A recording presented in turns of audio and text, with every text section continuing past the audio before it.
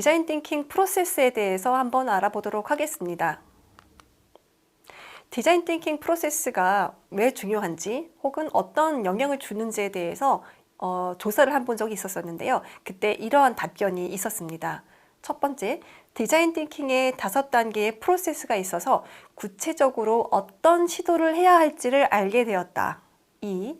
디자인 띵킹의 단계별로 포스트잇이나 브레인스토밍 보드를 통해서 중간 결과물이 지속적으로 보이기 때문에 완성도를 보이고자 하는 의지가 생겼다. 3. 창업이 막연하게만 느껴졌지만 공감 단계에서 관찰과 인터뷰라는 구체적인 방법을 알게 되어 어떤 것을 시도할 수 있는 용기가 생겼다 등등이었습니다. 디자인 띵킹의 프로세스에 대한 그림들이 여러 개가 있다고 지난주에도 말씀드렸었는데요. 아이디어의 디자인 띵킹 프로세스는 보기와 같은 그림으로도 표현이 됩니다. 첫 번째 단계 인스파이레이션, 영감을 받는 단계죠. 두 번째 단계 아이디에이션, 아이디어를 발굴하는 단계입니다. 마지막으로 임플리멘테이션, 이 아이디어를 구체화하고 실행하는 단계입니다. 이게 꿀렁꿀렁하게 구성이 되어 있는데요. 이 이유는 어떤 인스파이레이션 할 단계는 어떤 우리의 머릿속을 확장하는 단계고, 아이디어를 진행을 하면서 점차 이것을 수렴을 하다가 다시 확장을 시켜서 어떤 것을 실행할 수 있게 되고 결국은 다시 수렴을 하면서 마무리가 된다라는 이야기를 이야기하고 있는데요. 이게 절대적으로 이렇게 형태가 일어나진 않더라도 대략 이런 흐름으로 일어난다. 그리고 높낮이는 이 정도의 높낮이로 진행이 된다라는 것으로 이해하시면 됩니다. 첫 번째, 영감 단계에서는 사람들의 생각과 행동의 관찰을 통해서 어떤 문제를 찾아내고 새로운 사업 기회, 창업을 준비하신 여러분들한테는 어떤 창업 아이템들의 기회를 찾는 것을 모색하는 단계가 이 인스파이레이션 단계, 영감 단계입니다. 두 번째는 아이디에이션 단계. 아이디어를 발생하는 단계에서는 긍정적인 사고를 가지고 문제를 해결할 수 있는 자율적이고 혁신적인 생각을 하는 단계고요. 스케치나 프로토타입 등을 활용해서 구체적으로 표현을 한 거다라고 이야기를 하고 있어요. 세 번째 단계인 임플리멘테이션, 실행 단계는요. 완성된 프로토타입을 빠른 단계로 이제 소비자들한테 제안을 해서 피드백을 받고 업데이트를 시키고 다시 이런 것을 반복함으로써 개선하고 완성도를 높이는 단계가 마지막 단계입니다. 그래서 결국 보면 이 세 단계가 아이디어라는 회사, 말씀드렸었던 디자인 띵킹을 적극적으로 활용하고 컨설팅을 해주는 회사는 이 세 가지 단계가 있다고 이야기를 하면서 이것을 구체화하는 단계로 한 5가지로 다시 나뉩니다. 그것이 사실은 굉장히 스탠포드 대학에 있는 5가지 단계랑 비슷하기 때문에 여러분들께는 아이디어에서 얘기하는 단계를 이 정도로 여러분들에게 보여드린 거고요. 아이디어의 디자인 띵킹 프로세스를 거쳐서 어떤 결과물이 나오면요. 3가지의 검증 툴을 통해서 과연 이것이 맞는가를 검증하는 단계를 거칩니다. 이 3가지가 있는데요. 보시는 그림과 같이 첫 번째, 디자이빌리티, 즉 소비자들이 긍정적으로 이것에 대한 반응을 할 것인가 이고요. 두 번째, feasibility, 실질적으로 낸 아이디어가 가까운 미래, 너무 먼 미래로 가기엔 우리가 시간이 없죠. 때에 따라서는 회사에서는 3년 뒤, 5년 뒤, 10년 뒤에 대한 아이디어를 내기도 하는데요. 워낙 요즘에는 추세가 빨리 진행되기 때문에 어떻게 되면 가까운 미래에 기능적으로 구현할 것인가가 먼저 중요한 것 같아요. 그래서 가까운 미래에 기능적으로 구현 가능할 것인가에 대한 테크놀로지 부분, IT적인 부분이 두 번째고요. 마지막으로 비아빌리티 같은 경우는 이것이 다 만들어졌어. 근데 실질적으로 비즈니스 모델로서 성장할 수 있는 가능성이 있는가? 라는 비즈니스 측면에서는 비아빌리티가 중요합니다. 그래서 이 3가지에 의해서 검증이 돼야만 우리가 낸 아이디어가 실질적으로 시장에 나갈 수 있는 검증이 됐다라고 이야기를 하고 있습니다. 스탠포드 대학교 디스쿨의 디자인 띵킹 프로세스입니다. 여러분께 보여드렸는데요. 이제 드디어 여러분께 이거에 대해서 설명할 수 있는 시간이 왔어요. 첫 번째, emphasize. 두 번째, define. 세 번째, ideate. 네 번째, prototype. 5번째, test. 이 5단계가 있다라고 이야기를 해요. emphasize 부분이 시작점이죠. 뭔가 공감한다는 건데 여러분 공감하기 단계를 앞으로 진행을 할 건데요.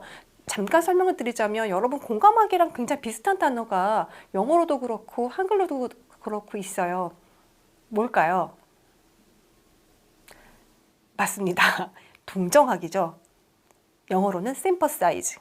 그래서 emphasize랑 sympathiz는 굉장히 비슷한 건데 어떻게 보면 동정한다는 거는 내가 제3자의 입장에서 그냥 안타깝게 바라보는 거지만 empathize 단계는 실질적으로 대상이 되는 것에 내가 완전히 몰입이 되고 하나가 돼서 함께 공감하고 느낀다는 측면에서 좀 더 적극적인 의미의 행위가 수반이 된다고 할 수 있습니다. 그리고 define 단계는 이제 문제를 거기서 발견한 것들을 잘 정의하는 거고, 세 번째는 아이디어를 막 발산을 해서 그 문제를 해결할 수 있는 거, 프로토타입은 그걸 만들어서 실질적으로 이 아이디어가 맞나 안 맞나를 검증하면서 좀 더 업데이트한 단계, 그리고 업데이트가 된 프로토타입을 가지고 사용자들한테 실제 주면서 이게 정말 사용자들이 문제를 해결할 수 있는 것일까를 검증한 단계, 테스트 단계죠. 그래서 이 5단계가 그냥 5개가 그냥 순차적으로 일어나는 게 맞기는 맞지만요. 실질적으로 해보면 이것은 굉장히 순환해서 일어납니다. 그래서 테스트를 갔다가 알고 보니까 아닌 것 같아.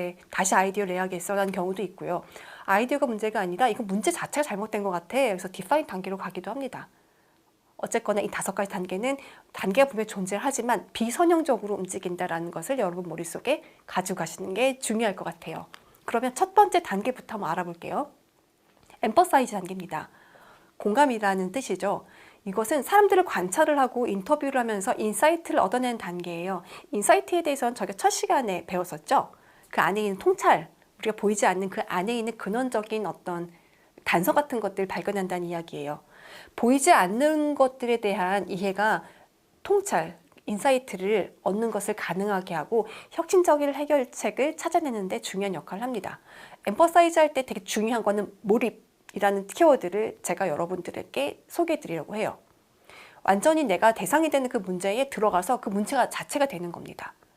예를 들어서 여러분 내가 좋아하는 사람, 그리고 내가 존경하는 사람, 이런 사람들이 어떤 문제가 있는지 표정이 안 좋을 경우에 정말 그 친구가 왜 그렇게 표정이 안 좋은지에 대해서 정말 깊게 몰입을 하고 이야기를 들어보고 그 친구가 하는 것들을 관찰을 하면서 관심을 갖죠.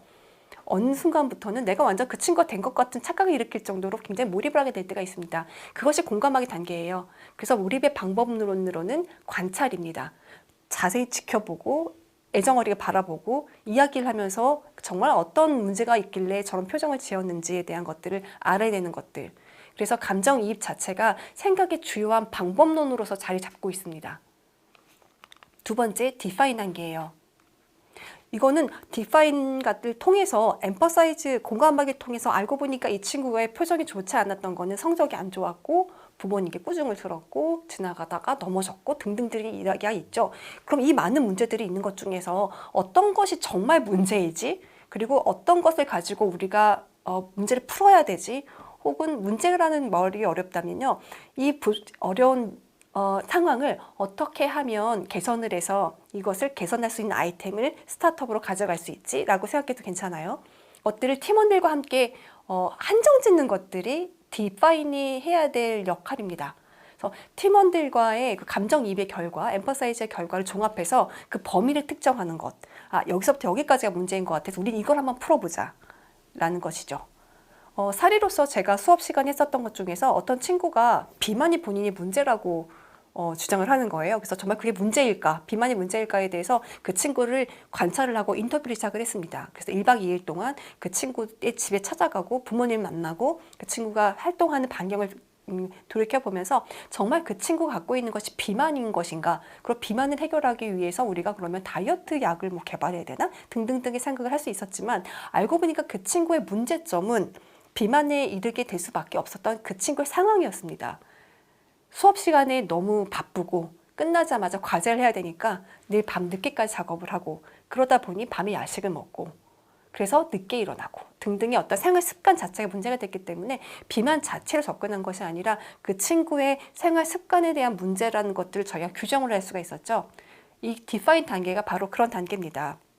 그래서 공감하기 단계에서 우리가 사진도 찍고 인터뷰에서 음원도 따고 하면서 그 자료를 토대로 해서 토론을 통해서 여기서부터 여기까지가 문제고 우리는 이것을 문제로 정의를 하겠어. 이게 문제의 본질이라는 라고 생각하게 서로 공감할 수 있는 그런 어떤 문제를 정리를 하는 것이 그 단계입니다. 그래서 인텐트, 의도한다라는 단어를 여러분께 소개해 드리려고 해요. 이것은 내 의도라는 뜻이죠. 그래서 내가 디파인을 해서 내가 어떤 문제를 풀어야 될지, 내가 이것을 창업 아이템으로 가져가야 될지에 대한 의도를 명확하게 하는 것이 디파인이 가져가야 될 중요한 키워드입니다. 이것은 why, 이게 정말 왜 문제가 되는 것인가에 대한 근본적인 문제에 대한 질문법을 통해서 이루어지고요. affirmation, 그래서 난 이 문제를 풀어버리겠어 라고 어떤 정확한 센텐스로 문제로 규정을 하는 게 굉장히 필요하고요. 그리고 이미 이 문제가 풀렸을 때 굉장히 긍정적인 상황을 생각해서 미리 가지고 와서 지금 완벽하게 구현된 상태를 규정을 지어보는 것을 이제 미래에서 현재를 생각한다는 이야기인데요. 이거는 나중에 제가 디파인 단계가 차례가 오면 더 정확하게 설명을 드리도록 하겠습니다. 세 번째 단계인 아이디에이트 단계입니다. 이것은 문제점으로 파악된 것, 그러니까 디파인을 통해서 우리가 이것이 문제야라고 정의한 것, 의도한 것을 해결해 나가는 첫 번째 단계가 아이디에이션 단계입니다.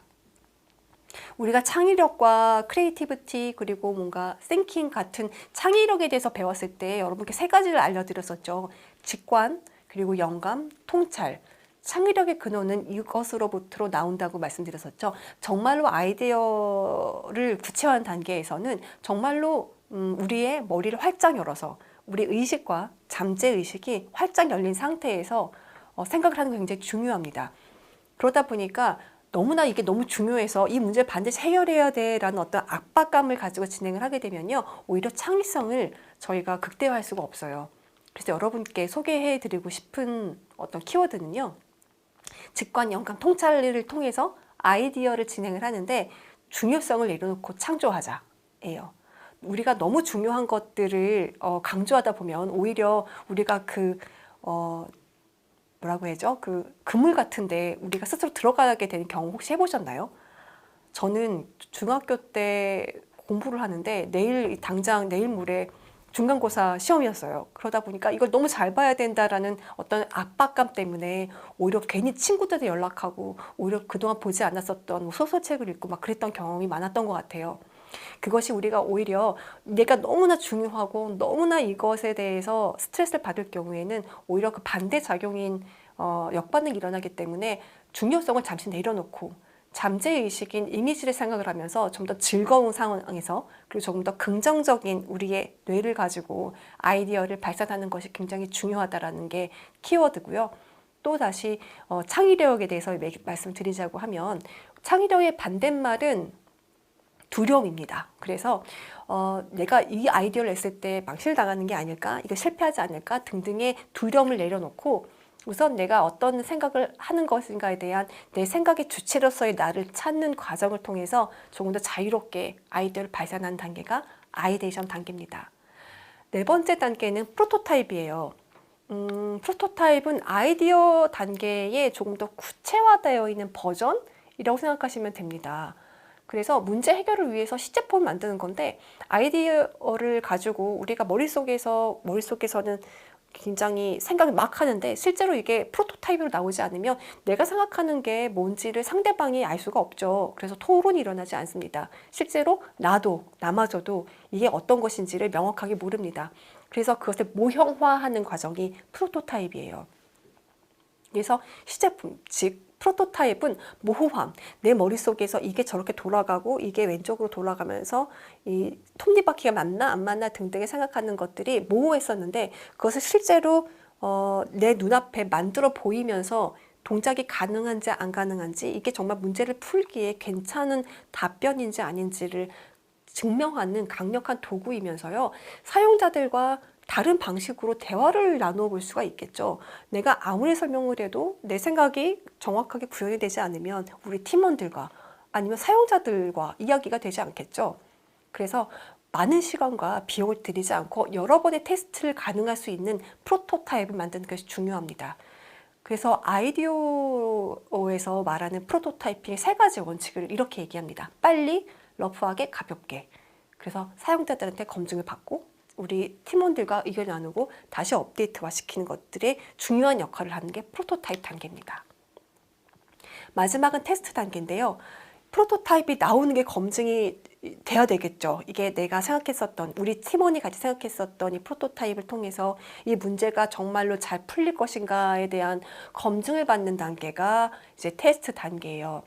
이것의 중요한 의미는 해결책에 대해서 피드백 받는 것도 굉장히 중요한데요. 그것보다는 그것을 통해서 사용자들에게 더 많은 것을 배울 수 있다는 게 되게 중요해요.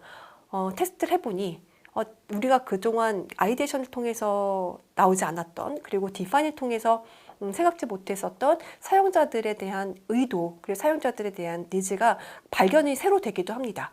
그래서 테스트 관계를 통해서 다른 어떤 아이템을 가지고 구체화시키기도 합니다.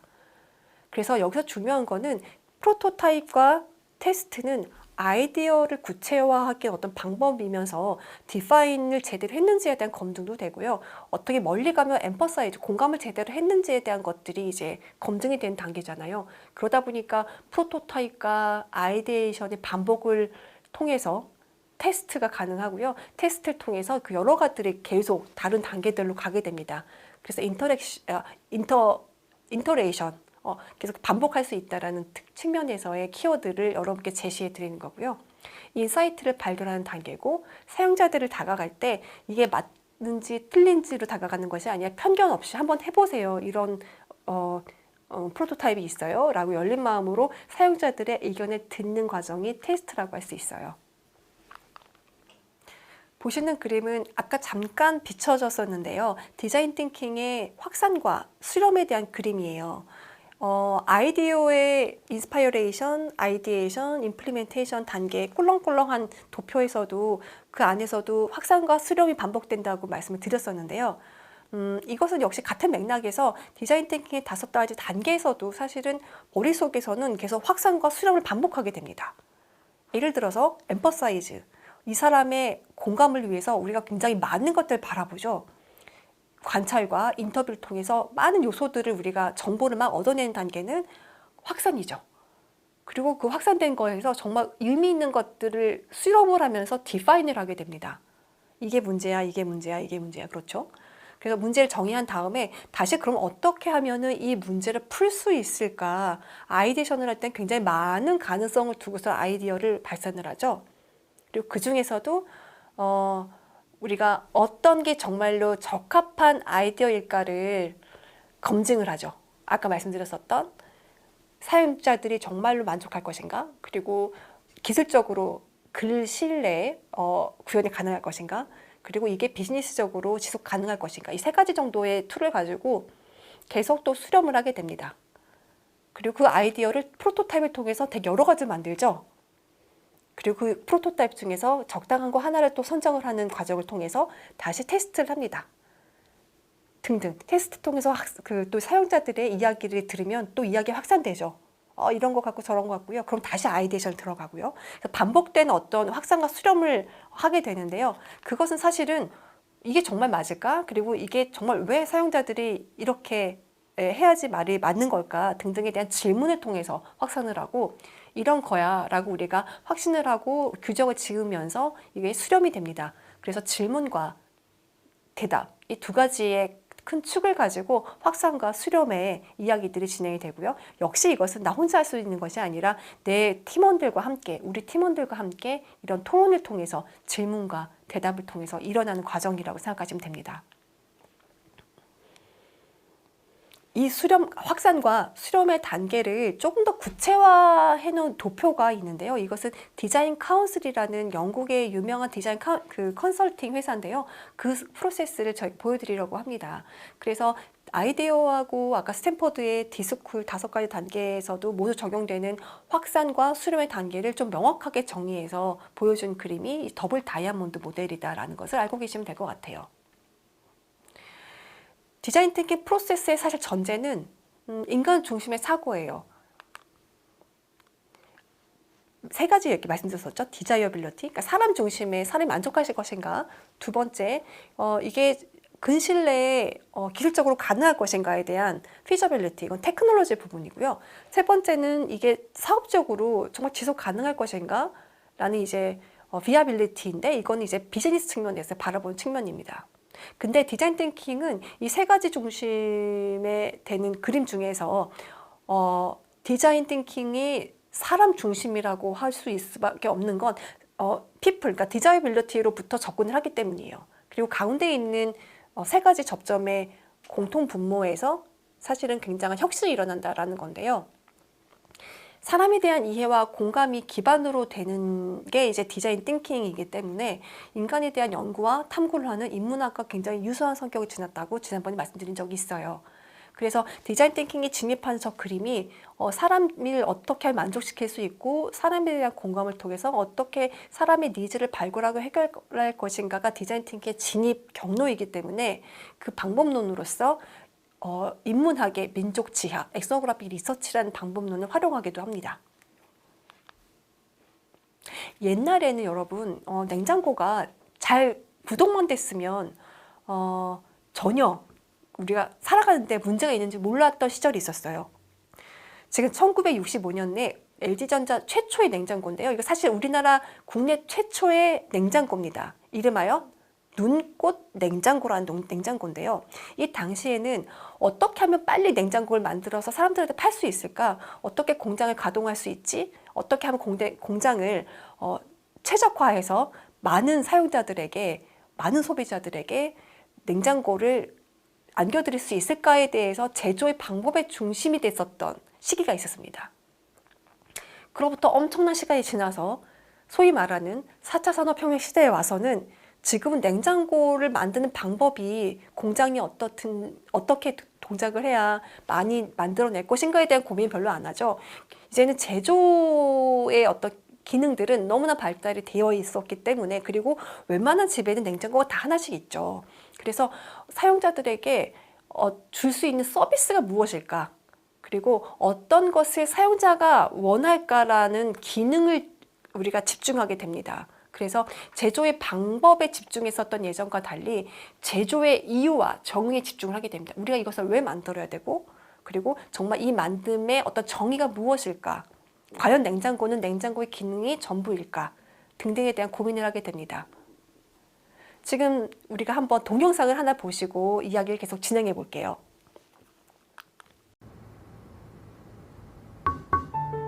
Knock twice, see inside.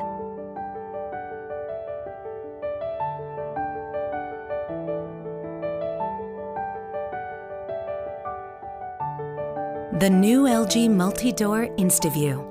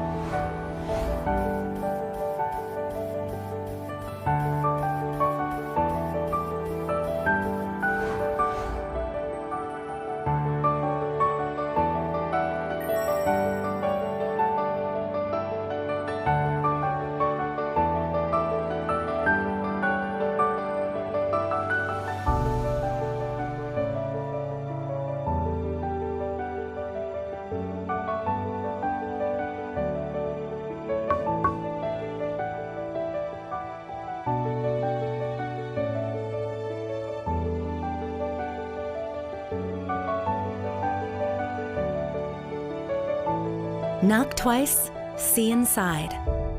The new LG Multi-Door InstaView.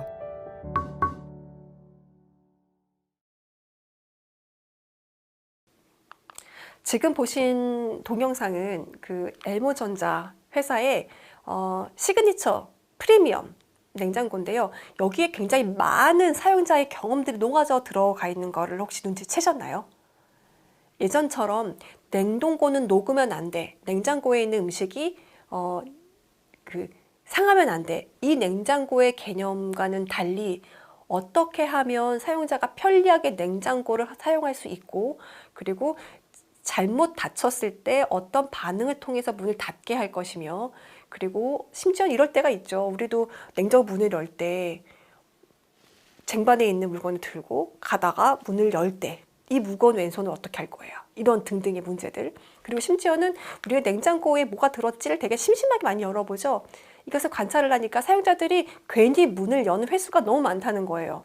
그래서 여는 이유가 뭔가를 먹고 싶거나 뭔가 찾는 것보다는 어떤 습관성, 뭐가 있지? 심심해서 바라보는 경우가 많다라는 것을 사용자 관찰을 통해서 알아서, 그렇다면 우리가 낙낙을 통해서 노크를 통해서 안에 뭐가 있는지를 보여줄 수 있게 한다면 냉장고 문을 자꾸 열면서 일어나는 전력 소모라든지 사용자들의 불편함을 개선할 수 있을 거라는 가정을 했죠. 그래서 그게 적용이 된 거고요. 물건을 무겁게 들고 가지 않아도 되게 바닥에 다리를 대면 문이 제대로 열리는 이런 기능도 이 안에 탑재되어 있다고 합니다. 그래서 냉장고가 예전 같은 본연의 기능을 충실하되 조금 더 세밀하게 사용자를 배려하고 사람들의 편리를 도와줄 수 있는 그런 냉장고로 진화하고 있고요. 이것은 단지 냉장고 하나의 역할이 아니라 핸드폰 그리고 다른 기기들과의 연결선상에서 일어나고 있는 큰 스마트 홈의 개념의 하나로 자리 잡게 됩니다. 그래서 결국 계속 반복돼서 여러분께 말씀드리는 건데요. 창업과 혁신의 시작점은 인간에 대한 공감을 기반으로 한다는 사실이에요. 구글 같은 예를 들어보도록 할게요. 정보의 탐색과 활용, 그리고 사실은 구글은 우리가 구글 창에서 검색하는 것 이상의 가치를 가지고 있죠. 그 이상의 경험을 우리한테 계속 제공을 해주고 있습니다. 이 구글의 이야기는요, 사용자 환경, UI라고 하죠. 를 개발하는데 기술 못지않게 사람을 관찰하고 이해하는 게 필수적이다. 그렇기 때문에 인류학자와 심리학자가 가장 뛰어난 결과를 만들어내고 한다라고 이야기를 합니다. 실제로 굉장히 2,000명에서 3,000명 정도의 인문학자들을 구글에서는 채용을 합니다. 그 이유는 사람의 심리와 사람의 니즈를 잘 알 수 있는 분야가 그런 분야이기 때문이기도 하고요. 그 인문학자를 많이 채용하는 이유이면서 디자인 띵킹의 인문학적인 성격이 굉장히 많이 비슷하기 때문에 구글에서도 디자인 띵킹적인 요소를 많이 가미를 하고 있다라는 결론을 낼 수가 있을 것 같습니다. 아마존도 마찬가지입니다. 아마존은 처음에는 아마존 킨들로 시작을 했다가 이제는 커머스 쪽, 그리고 이제는 IT를 넘어서 인공지능을 기반으로 한 굉장히 혁신적인 IT 기업으로 자리 잡고 있죠. 제프 베조스라고 아마존 창립자는 이런 이야기를 합니다. 우리는 파티의 호스트이고 고객은 파티에 소개된 손님들이다. 고객 경험의 모든 중요한 부분을 조금씩 개선하는 것이 우리의 일이다 라고 이야기를 하고 있습니다. 그만큼 아마존에서는 굉장히 사람 중심, 고객의 어떤 경험을 개선하려는 의지가 강하고, 그렇기 때문에 사용자에 대한 이해와 공감이 기반이 되어야 된다는 디자인 띵킹적 요소가 굉장히 많이 들어가 있습니다. 보시는 그림도 마찬가지로 그런 것을 설명하고 있는 플라이 휠이라는 아마존의 모델이라고 보시면 될 것 같아요. 혁신적인 대표적인 기업으로서 애플을 빼놓을 수는 없겠죠. 사용자의 UX 중에서 특히나 폰에 관련된 경험들, 그리고 이것은 이제 IT를 넘어서 이제 인공지능 기반의 또 혁신으로 자리 잡고 있는 회사 중에 하나가 애플인데요. 스티븐 잡스는 이런 얘기를 했어요. 고객에게 더 가까이 다가가라. 너무 가까워서 고객 스스로가 알아차리기도 전에 그들이 필요로 하는 것을 미리 말해줄 만큼 가까이 다가가서 사용자의 니즈를 파악해라 라고 이야기를 하고 있습니다. 그만큼 디자인 띵킹의 처음 시작점이 공감이라는 단계로 시작됐던 이유가, 그리고 공감을 제대로 하지 않으면 그 다음 단계인 디파인으로 넘어가지 못한 이유가 이런 혁신적인 방법론으로서 사람에 대한 이해가 기반으로 되고 있기 때문이기도 합니다. 디자인 띵킹의 프로세스 사례를 여러분께 소개를 드리고 마치고자 프로젝트입니다. 케어스틱이라는 프로젝트인데요. 이건 실제로 현대 하이스쿨이라는 데서 지원을 받아서 진행했었던 사건이에요. 이때는 어떻게 됐었냐면 필리핀에 어떤 학생이, 그러니까 제 지인인데요. 가서 필리핀에 우연치 않게 놀러 가게 됐는데 거기에 가서 보니까 우리는 원래는 좋은 일을 하러 갔었죠. 크레파스랑 사탕이랑 들고서 좋은 일을 하러 갔었는데 거기서 어떤 친구가 저를 보면서 그 진통제를 달라고 저한테 이야기를 하더라고요. 그래서 진통제가 왜 필요한지 봤더니 그곳에 살고 있는 어린 아이들이 너무나 못 사는 동네, 그러니까 필리핀 지역에서도 빠야타스마리라고 굉장히 가난한 지역이 있어요. 거기에서는 진통제를 구할 수가 없어서 치아가 다 썩어 있는 상태에서 음식물을 못 넘긴다는 것을 저희가 발견을 했습니다. 그래서 그 문제점이 무엇일까? 우리가 가져갔었던 얘네들의 문제점이 생각했었던 크레파스나 아니면은 사탕, 과자, 우리나라를 좋아할 테니까 우리나라의 맛있는 음식들 가져가서 소개를 시켜줬었는데 이것은 정말 이 친구들이 이 필리핀 지역에 있는 친구들이 원하는 게 아니었던 거예요. 일단 공감하기 위해서 틀렸죠. 그래서 가서 보니까 문제는 이 친구들의 문제점은 음식물이랑 아니면은 새로운 어떤 혁신적인 물품이 아니라 진통제였다는 걸 저희가 발견을 하게 됩니다. 그래서 그 문제를 어떻게 풀 것인가에 대한 리서치를 다시 와서 진행을 하는데요. 이 친구들한테 사실은 뭐 NGO를 통해서 칫솔을 계속 공급을 해주는 방법을 찾아야 될까? 아니면은 우리가 실제로 저렴한 칫솔을 갖다가 줘야 될까? 등등등 고민을 하다가 그거는 칫솔은 저희가 소모가 금방 되기 때문에 다시 구매를 해야 되지만 이 친구들은 구매할 수 있는 루트가 전혀 없기 때문에 그건 아니다라는 생각을 해서 여러 가지 자료를 봤어요. 그래서 보니까 되게 여러분 전 세계 사망자 중에서 40에서 50%에 해당하는 인구들은 구강 질환에 의해서 전이된 질병으로 사망한다는 것을 알게 됩니다. 그러니까 치아가 안 좋아서 사망하기도 하겠지만 그걸로 인해서 음식물을 제대로 못 넘겨서 식도에 이상이 생기거나 위장에 문제가 생겨서 사망하는 확률이 반절 정도가 그렇게 사망한다고 합니다. 그래서 우리가 보통 생각했었던 고혈압 아니면 암 이런 게 아니고요. 정말 많은 이 지구촌에 있는 문제점은 이 양치질을 제대로 못한다는 거로부터 발생된다는 것을 알게 돼요. 그렇다면 이 문제를 어떻게 해결할 것인가? 옛날 선조들은 칫솔이라는 개념이 없었던 옛날 선조들은 어떻게 이 문제를 해결했을까를 보니까요. 속새나무라는 나무의 그 가지를 잘라서 굉장히 잘게 그것을 부순 다음에 그걸로 이렇게 칫솔질을 했다고 해요. 그래서 그 지역에서 구할 수 있는 제품으로 만약에 우리가 이 문제를 해결해 줄 수 있다면 지속 가능하지 않을까라는 고민을 했습니다.